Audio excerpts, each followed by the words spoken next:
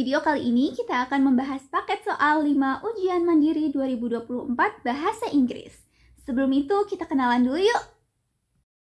Halo study mates, perkenalkan aku Naila Marinli Aura Madina dari Fakultas Ilmu Pengetahuan Budaya Universitas Indonesia Angkatan 2023. But you can just call me Marin. So, I'm a person who loves literature, arts, and anything that sharpens the creative mind. Here are some of my achievements. Juara 1 National Spelling Bee ALSA IFES Undip, juara 1 NSDC Mention, medali perak ISO 3 Olimpiade Bahasa Inggris Nasional, kompetisi Jenius Nasional peraih medali emas Geografi, juara 1 LDBI BEM via UI 2022, juara 1 Lomba Debat Bahasa Indonesia LDBI Liga Ashifa Nasional, juara 1 Debat Bahasa Inggris National Mention, Best Speaker Debat Bahasa Inggris National Mention 2022, pemenang favorit lomba menggambar digital National Eternity, juara 1 English Storytelling untuk Kedutaan Besar Korea oleh FECI, juara 3 Lomba Nasional Ilustrasi Digital UPNVJ 2023. Itu dia untuk perkenalannya. Kalau gitu langsung saja kita masuk ke pembelajaran kali ini. Let's go, study mates! Langsung saja berikut passage for questions 1 to 4, 1-4. There are many habits I've gained while working from home. Snacking when desired, taking the dog for a mid-morning walk, talking to myself, and settling in for a daily nap. That last one will be especially painful to give up if or when I return to an office. My naps have become essential downtime that act as afternoon pick-me-ups. Why do my naps feel so needed and so revitalizing? And will I have to live it without?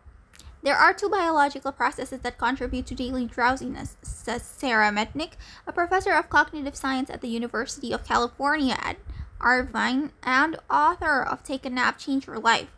The first system is the circadian. It prompts you to stay awake when it's light out and asleep when it's dark. In the middle of the day, it causes the hormone cortisol to start decreasing from its morning high and your core body temperature to slightly dip. Losing heat helps you fall and stay asleep. The second is the homeostatic. It makes you sleepier the longer you've been awake. As the day progresses, it continually increases your sleep pressure, causing you to have a growing need for sleep. Together, at midday, these create kind of a perfect storm that makes people tired, Mednick says. For many people who are sleep deprived, a short shut-eye session is the ticket, Mednick says. Your mood gets better, your creativity, your perceptual processing, your memory processing. Mednick has found that nappers perform as well on pattern recognition tasks as people who have slept overnight. She has found that naps enhance creative problem solving. Naps can boost and restore brain power. Toddlers who nap express more joy. Adult nappers can tolerate frustration longer and feel less impulsive. Naps may help protect older people from cognitive decline and dementia. Runners can use naps to improve endurance.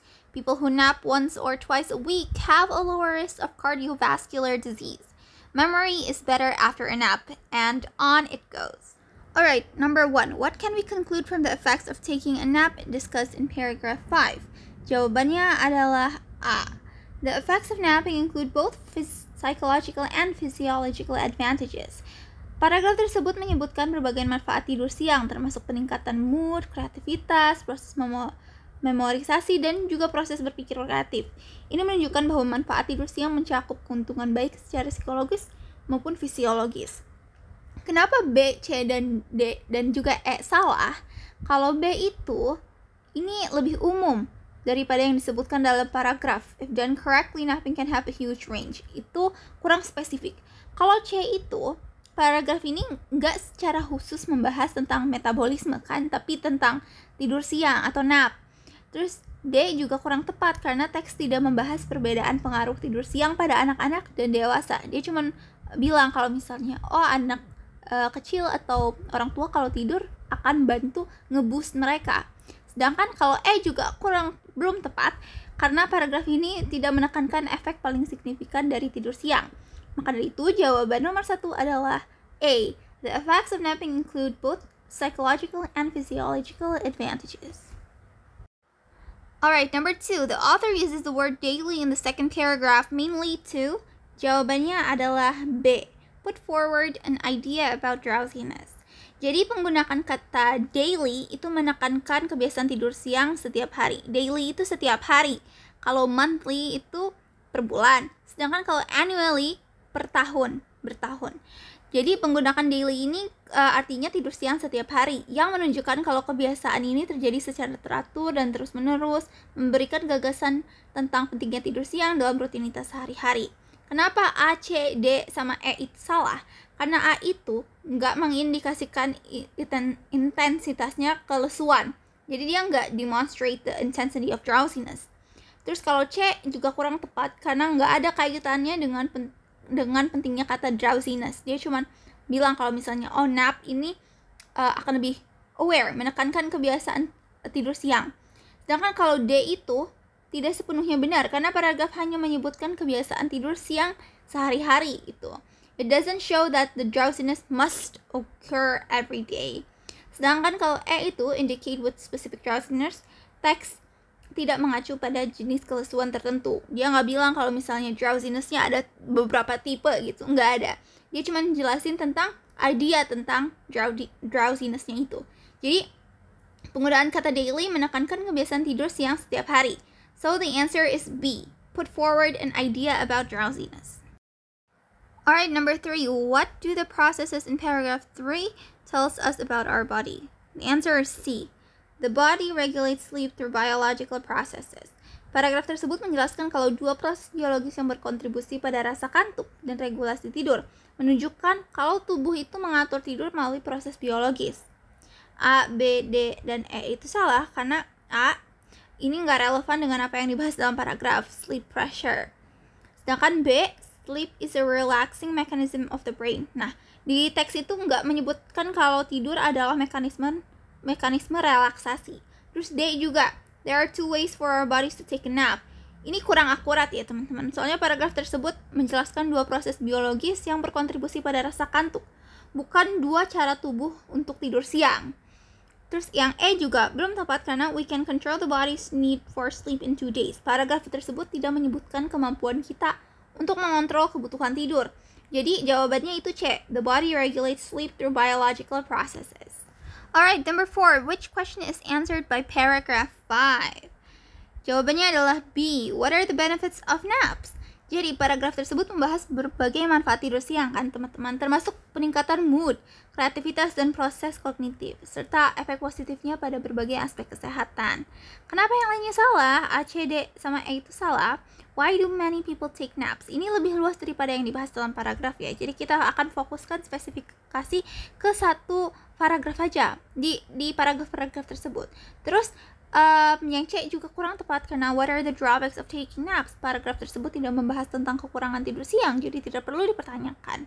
Sedangkan D, what makes naps better than sleeping overnight? Ini tidak disentuh dalam paragraf sama sekali ya, karena dia tadi fokusnya ke benefits naps.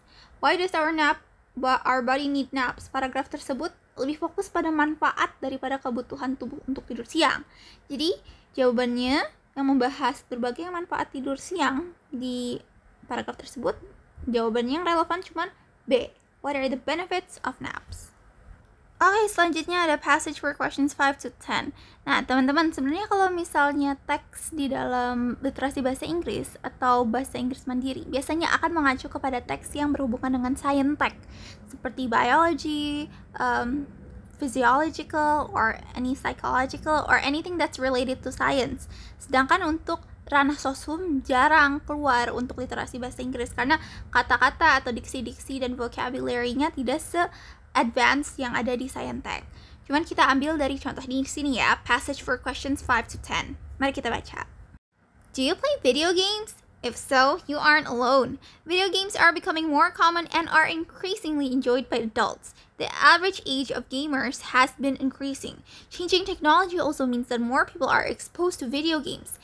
Many committed gamers play on desktop computers or consoles, but a new breed of casual gamers has emerged, who play on smartphones and tablets at spare moments throughout the day, like their morning's commute. So, we know that video games are an increasingly common form of entertainment, but do they have any effect on our brains and behavior? Over the years, the media have made various sensationalist claims about video games and their effect on our health and happiness. Games have sometimes been praised or demonized, often without real data backing up those claims. Moreover, gaming is a popular activity, so everyone seems to have strong opinions on the topic, says Mark Paulus, the first author on the review recently published in Frontiers in Human Neuroscience. Paulus and his colleagues wanted to see if any trends had emerged from the research to date concerning how video games affect the structure and activity of our brains. They collected the results from 116 scientific studies, 22 of which looked at structural changes in the brain and 100 of which looked at changes in brain functionality and/or behavior. Studies show that playing video games can change how our brains perform and even their structure. For example, playing video games affects our attention, and some studies found that gamers show improvements in several types of attention, such as sustained attention or selective attention. The brain regions involved in attention are also more efficient in gamers and require less activation to sustain attention on demanding tasks. Alright, number 5. What can be inferred from the passage above? Jawabannya adalah C. Gamers will find it easier to focus on tasks that require a lot of energy or attention. Berdasarkan teks, kita bisa menyimpulkan kalau gamer tadi ini menunjukkan peningkatan dalam berbagai jenis perhatian ya, seperti perhatian berkelanjutan atau selektif. Nah, ini berarti mereka akan lebih mudah fokus pada tugas-tugas yang membutuhkan banyak energi atau perhatian. Jadi, jawabannya adalah C. Nah, kenapa C-nya benar? Karena teks menyatakan bahwa bermain video game itu dapat meningkatkan perhatian dan efisiensi otak dalam tugas yang membutuhkan banyak perhatian. So, it's a direct translation. Jadi, jawabannya adalah C. Right, number 6. Why does the writer use the word sensationalist in paragraph 2? Jawabannya adalah E. Because the media has made extreme claims, usually with no actual evidence. So, sensationalist berarti melebih-lebihkan ya teman-teman, atau membuat sensasi. Seperti sensationalist means exaggerated or sensationalizing. Penulis menggunakan kata ini untuk menjelaskan pemberitaan media tentang dampak game yang seringkali tidak didukung bukti nyata. Like, the writer uses this word to describe media reports on the effects of games which are not supported by the real evidence. So, the answer is E, because the media has made extreme claims, usually with no actual evidence. Alright, number 7. What can we say about the author's objective in writing this article? Objective. Jawabannya E. The writer shows that the video games alter the brain's performances and structure. Teks ini membahas penelitian tentang bagaimana game mempengaruhi kinerja dan struktur otak. It discusses research on how games affect the brain performance and structure. Ini menunjukkan penulis ingin menjelaskan efek game pada otak, bukan memuji atau menjelekkan game. It shows that the writer wants to explain the effects of games on the brain, not to praise or demonize games. So, the answer is E. Alright, number 8. Which of the following questions cannot be answered by the passage? Mana yang nggak bisa dijawab? Jawabannya what are the advantages of playing video games? Oke, tadi kita udah lihat kalau teks menyebutkan beberapa keuntungan bermain game, yaitu meningkatkan fokus. Tapi teks juga nggak membahas secara detail keuntungan lain dari bermain game. Like, the text does not discuss other advantages of playing games in detail. Lebih fokus kepada arah bagaimana itu bisa memengaruhi kerjanya otak kan. Jadi jawabannya adalah E. What are the advantages of playing video games? Number 9, what can we say about the result of the study? Jawabannya adalah A. The researchers collected the results from previous studies examining brain structures and functionality. The researchers collected ini merupakan ringkasan yang akurat dari informasi dalam teks di paragraf ketiga. Para peneliti mengumpulkan hasil dari 116 studi ilmiah sebelumnya yang memuji bagaimana permainan video mempengaruhi struktur dan fungsionalitas otak kita.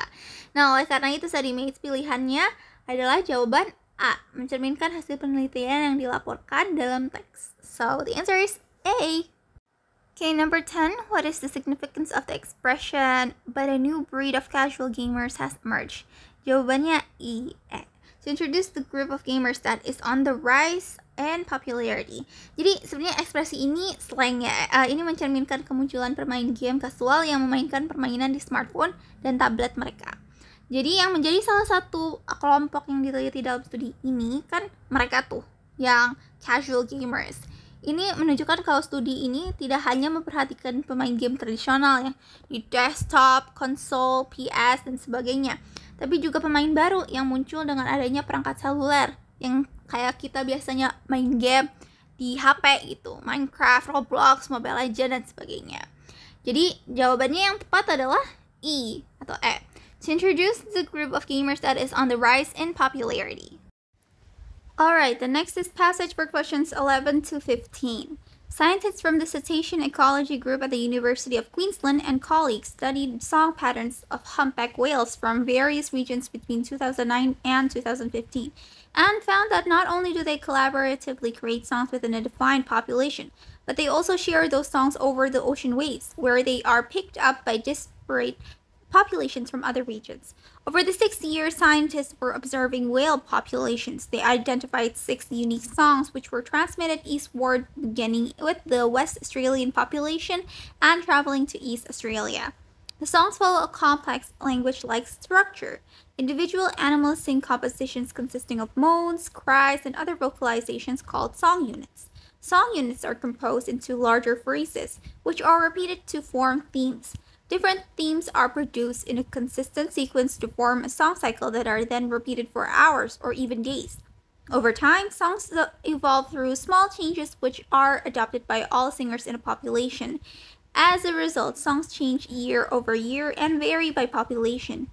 It was proposed that song transmission might occur as humpbacks leave their breeding grounds and migrate to foraging grounds close to Antarctica. On that journey, a male humpback may end up swimming alongside males from other population. When they hear his radically different song, they may borrow some themes or steal the entire song. They will keep singing their new song when they return to their breeding grounds. Notably, no one is certain why the whales sing. Most research suggests a courtship delay, a conclusion supported at least partially by the fact that singing is the exclusive ability of male humpbacks. Embellishing a song may be a way for him to stand out. These big changes jump out of the water at us to our ears, Dr. Garland said, so I would assume they would be noticeable to females. Alright, number 11. Which of the following statements best express the main idea of the passage? Jawabannya adalah B. Humpback songs can morph and migrate within and between whale populations in a stepwise fashion. Oke, nah kita bisa lihat tadi ngomong tentang whales ya, pernyataan terbaik menggambarkan inti dari teks. Jadi, karena merangkum temuan bahwa lagu paus humpback mengalami perubahan dan dibagikan di antara populasi secara bertahap. Penelitian yang dilakukan oleh para ilmuwan juga menunjukkan di sini kalau lagu-lagu paus humpback dapat bermigrasi dan berubah secara teratur di antara populasi paus humpback dari berbagai wilayah. Dan ini didukung juga kan oleh temuan kalau lagu-lagu paus ini sebenarnya berubah sepanjang waktu dan bahkan bisa pindah antar populasi. Nah, oleh karena itu paling tepat jawabannya itu B. Humpback songs can morph and migrate within and between whale populations in a stepwise fashion. For number 12, all of the following can be inferred from the passage except, nih, except ya, except itu kecuali, hati-hati. Jadi jawabannya adalah D. Humpback whales can learn an entire song pattern from another population very quickly without leaving anything out. Kenapa? Karena pernyataan yang khususnya ini gak bisa disimpulkan dari teks ya. Meskipun tadi teksnya nyebutin kalau paus itu bisa meminjam tema atau bahkan seluruh lagu dari populasi lain, tapi gak mengindikasi kalau mereka tuh sebenarnya bisa belajar pola lagu dengan cepat tanpa mengabaikan apapun. Nah, teks menyebutkan kalau ada penyesuaian yang terjadi pada lagu-lagu tersebut seiring waktu, tapi nggak menyiratkan kalau paus bisa secara instan mempelajari keseluruhan pola lagu dari populasi lain tanpa meninggalkan apapun. So, the answer is D. Humpback whales can learn an entire song pattern from another population very quickly without leaving anything out. Number 13. According to the passage, humpback songs have similar structure to that of a language because jawabannya adalah E. It is made out of repeated phrases and themes. Oke, pernyataan ini sebenarnya didukung di teks yang menjelaskan kalau lagu-lagu paus humpback terdiri dari frasa dan tema yang diulang. Mirip seperti struktur bahasa ya. Frasa-frasa digabungkan dan diulang untuk membentuk tema-tema yang kemudian diatur dalam siklus lagu yang berulang selama berjam-jam atau bahkan berhari-hari. Nah, oleh karena itu struktur lagu paus humpback mirip dengan bahasa karena terdiri dari unsur-unsur yang diulang. Jadi jawabannya E. It is made out of repeated phrases and themes. Number 14. As used in the last paragraph, the word embellishing is closest in meaning to D. Membuat sesuatu lebih menarik dengan menambahkan fitur ekstra. Making something more interesting by adding extra features. Oke, jadi sebenarnya kata embellishing dalam paragraf terakhir itu artinya mempercantik. Kalau dalam bahasa Indonesia, embellishing itu menghiasi atau mempercantik. Ini berarti nambahin detail kalau elemen tambahan untuk membuat sesuatu terlihat lebih menarik atau indah. Jadi ketika digunakan dalam konteks tersebut, kata ini menggambarkan tindakan menambahkan elemen-elemen tambahan untuk memperindah atau membuat sesuatu menarik. Jadi jawabannya D ya. Making something more interesting by adding extra features, yang artinya membuat sesuatu lebih menarik dengan menambahkan fitur X. Okay, number 15. It is most reasonable to conclude that the complexity of humpback songs can be analyzed by measuring number 1, the sound the whales make, number 2, the length of the sound patterns, number 3, the duration of a song session, number 4, the distance of whale migratory route. Nah, ini pilihan kedua kompleks ya, jadi jawabannya lebih dari satu. Kira-kira apa jawabannya? The answer is A, 1 and 2, 1 dan 2. Jadi sebenarnya kompleksitas lagu paus humpback dapat dianalisis dengan mengukur suara yang dihasilkan oleh paus, number 1, dan panjang pola suara, number 2. Nah, di teks kan menjelaskan kalau lagu paus humpback itu terdiri dari suara-suara seperti raungan, tangisan, vokalisasi lainnya yang disusun ke dalam frasa-frasa yang lebih besar dan diulang untuk membentuk tema-tema. Nah, ini menunjukkan pentingnya menganalisis suara dan pola lagu. Karena itu, yang paling tepat adalah opsi 1 dan opsi 2. Karena yang paling masuk akal untuk menganalisis kompleksitas lagu paus humpback 1 and 2. The sound the whales make and the length of the sound patterns. Alright, next is passage for questions 16 to 20, dari 16 sampai 20. Ini tabel ya, jadi it's a statement question. Chacha posted on October 19, from my perspective, code mixing is just a natural part of how people communicate, depending on the situation. It can be a helpful way to get a message across or a hindrance to understanding. And Naila said, personally, I found code mixing to be a wonderful way to express myself. It's like having a whole palette of colors to paint with, allowing me to convey subtle shades of meaning that might not be possible otherwise. Izora said, for me, I often find code mixing to be frustrating and exclusionary. When people use words and phrases from languages I don't know, it can make me feel left out of the conversation. Luna said, in my experience, code mixing can be a useful tool for bridging communication gaps between individuals who speak different languages, promoting cross-cultural understanding and cooperation. Renata said, I think that code mixing fosters inclusivity and social harmony. And I find it fascinating to see how different languages can come together to create a unique way of expressing oneself. Alicia said, as someone who values strong language proficiency, I believe code mixing can be a sign of poor language skills and may reflect negatively on an individual's educational or professional qualifications. Number 16. In the opinions of certain individuals, code mixing is seen as advantageous as it. Nah, ini jawabannya pilihan ganda kompleks ya, jadi jawabannya pasti lebih dari satu. So, which one is the answer? Jawabannya adalah offers a distinctive form of self-expression, helps individuals to communicate themselves more precisely, and connects people from different linguistic backgrounds. So, advantageous itu artinya menguntungkan ya teman-teman. Jadi contoh statement yang dinyatakan seperti Luna dan Renata itu contohnya untuk memberi dukungan atas advantages dalam code mixing atau hal-hal yang menguntungkan dalam code mixing, yaitu distinctive form of self-expression, helps individuals to communicate themselves more precisely, and connects people from different linguistic backgrounds. Number 17, which proponents of code mixing views it as an expressive tool that allows for a wider range of expressions and nuanced meaning? Jawabannya adalah C, Naila. Oke, pernyataan Naila itu mencerminkan perspektif para pendukung penggunaan campuran bahasa atau code mixing yang melihatnya sebagai alat ekspresif yang memungkinkan kisaran ekspresi lebih luas dan makna yang lebih halus karena beberapa alasan. Nah, contohnya nih, ekspresi yang lebih kaya. Code mixing, praktek mencampur bahasa atau variasi bahasa dalam satu percakapan atau komunikasi, itu memberikan penutur dengan repertoire linguistik yang lebih luas. Secara keseluruhan, para pendukung code mixing di statement-statement sebelumnya melihatnya sebagai praktik linguistik yang serbaguna dan dinamis, yang memberdayakan penutur untuk mengekspresikan diri secara lebih lengkap, merangkul warisan budaya mereka, dan berkomunikasi dengan lebih dalam dan halus. Nah, itu pernyataan Naila mencerminkan perspektif para pendukung penggunaan campuran bahasa atau code mixing. Jadi jawabannya C. Number 18. In what manner do Izora and Luna hold differing opinions regarding code mixing?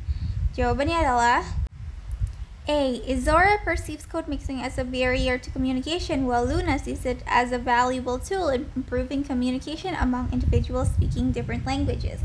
Nah, perbedaan pandangan antara Izora dan Luna terletak pada persepsi mereka terhadap code mixing. Izora melihatnya sebagai penghalang komunikasi, negative side, sedangkan Luna melihatnya sebagai alat yang berguna, the positive side, untuk meningkatkan pemahaman lintas budaya dan komunikasi antar individu yang berbicara dalam bahasa yang berbeda.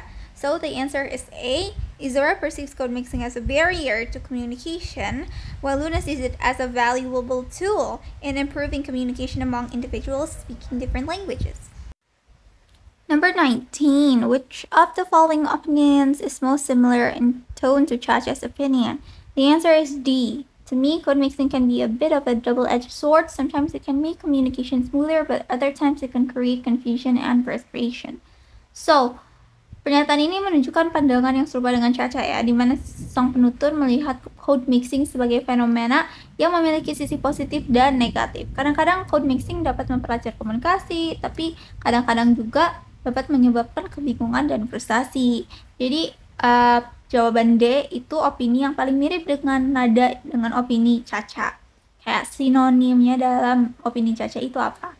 Karena keduanya mengakui keberadaan code mixing sebagai bagian alami dari komunikasi manusia, sambil juga mengakui kalau efektivitasnya tergantung pada konteks tertentu. So, the answer to number 19 is D. Okay, last one, number 20. How do individuals who oppose code mixing defend their stance? Nah, ini jawaban pilihan ganda kompleks. Jadi jawabannya lebih dari satu. Kira-kira jawabannya apa aja? Ada suggesting, emphasizing, highlighting.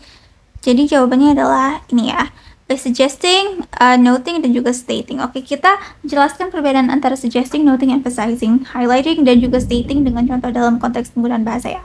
Jadi suggesting itu merujuk pada menyiratkan atau mengusulkan sesuatu tanpa menyatakan secara langsung. Jadi ketika seseorang menggunakan kata-kata atau frasa yang menunjukkan ide atau gagasan tanpa mengatakan secara eksplisit, itu disebut sebagai suggesting. So, contohnya nih ya. Dia membeli beberapa bunga. Bisa saja menyarankan bahwa dia mungkin merencanakan sesuatu yang spesial atau ingin menyenangkan seseorang. Suggesting. Noting. Noting itu mencakup mencatat atau menyatakan depan singkat dengan singkat atau tanpa memberikan penekanan khusus. So, note this. Tulislah ini gitu. Dia mencatat bahwa ada kesalahan dalam laporan. He notes, he's noting down if there's something wrong with the report gitu. Yang artinya dia menemukan dan menyampaikan informasi tersebut, mencatatnya. Emphasizing. Emphasizing itu melibatkan memberikan penekanan khusus pada sesuatu untuk menunjukkan pentingnya atau untuk menyoroti satu gagasan atau poin. Let's say, I really love nasi goreng. I really love nasi goreng. Nah, di situ kan ada penekatan kata love. Love itu emphasizing. Aku sedang membuktikan secara berlebihan kalau misalnya aku sangat cinta nasi goreng. Itu emphasizing. Kalau highlighting ini mirip dengan emphasizing, tapi teman-teman juga udah pasti tahu kan, oh minjem highlighternya dong, highlight ini, highlight itu. Nah, kalau lebih spesifiknya lagi dalam konteks ini menyoroti atau menonjolkan sesuatu dari latar belakang atau konteks yang lebih luas. Ini bisa dilakukan dengan menyorot atau highlighting, memberikan penekanan visual pada teks tertentu. Misalnya dalam sebuah laporan, penulis mungkin akan menonjolkan temuan atau hasil penelitiannya yang paling penting untuk dibahas lebih lanjut. Yang kelima adalah stating. Stating ini adalah tindakan menyampaikan fakta atau gagasan secara langsung tanpa mengaburkan untuk menyeratkan sesuatu. Let's say aku bilang, I declare independence of Indonesia to this day. Itu state. Stating itu menyatakan. Jadi stating itu menyatakan. Oke, so perbedaan antara mereka, kata-kata ini terletak pada cara dan tujuan komunikasinya ya. Suggesting dan noting cenderung lebih netral dalam penyampaian informasi. Emphasizing dan highlighting menambahkan penekanan atau fokus tertentu pada suatu gagasan atau informasi. Sedangkan stating sederhana dalam menyampaikan fakta atau gagasan secara langsung. Jadi kalau dalam soal tadi, jawabannya by suggesting that code mixing may have detrimental implications for a person's credibility, dan by noting how code mixing can lead to feelings of alienation for individuals who are not fluent in the language varieties being used, and by stating that code mixing may influence how others view and engage with those who use code mixing. Nah, jangan lupa ya, ini pilihan ganda kompleks, jadi teman-teman harus lebih jeli lagi, karena jawabannya lebih dari satu. Okay.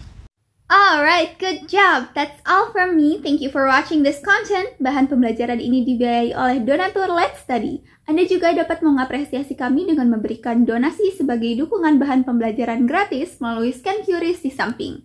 Selain donasi berbentuk uang, Anda juga bisa membantu kami untuk membagikan platform Let's Study kepada teman ataupun masyarakat sekitar.